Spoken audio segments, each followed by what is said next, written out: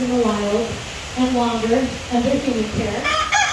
And he's actually still a growing boy because snakes will grow about their entire life. So he is 7.5 feet right now. He can grow to be about 12 to 15 feet long.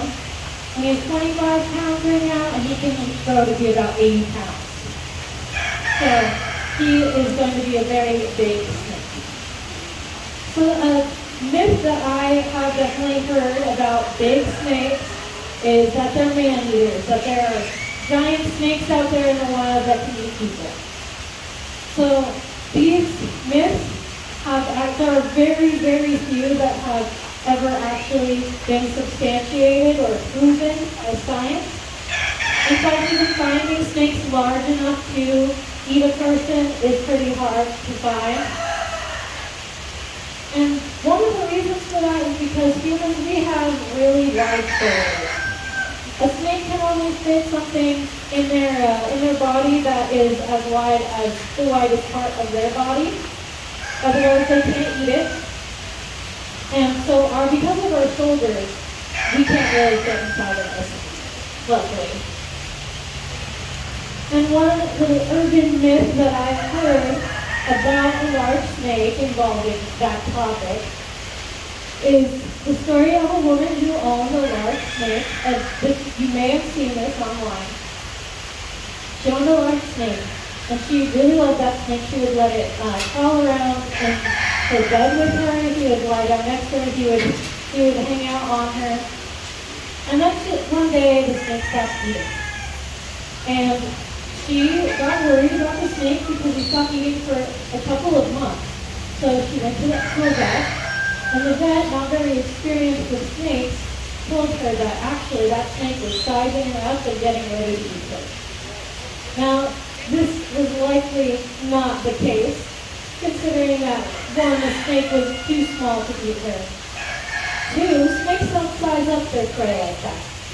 If you think about it, if Simon here saw a rabbit in the wild that he wanted to eat, and he slithered up to it really slow, and just sat next to it, what do you think that rabbit would do?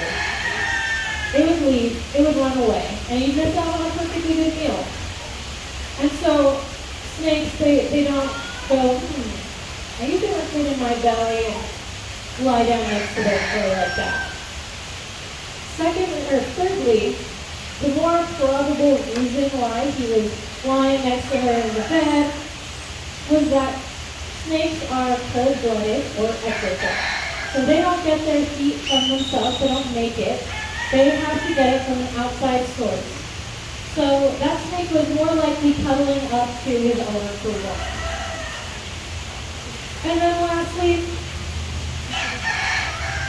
I forgot what I was saying. I think my last point was that they're getting their warmth from people.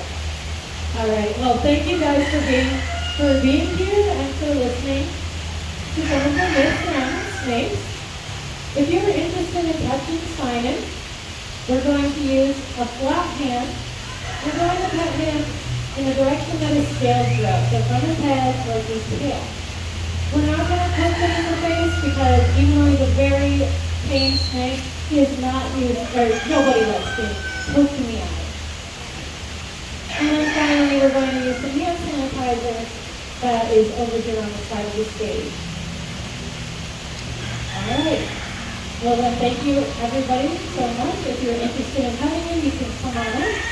But that concludes our missing question form.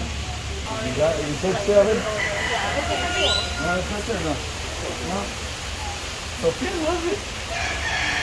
You want one for house? Okay, I said, oh, I'm sorry about that. Okay. The German's over here.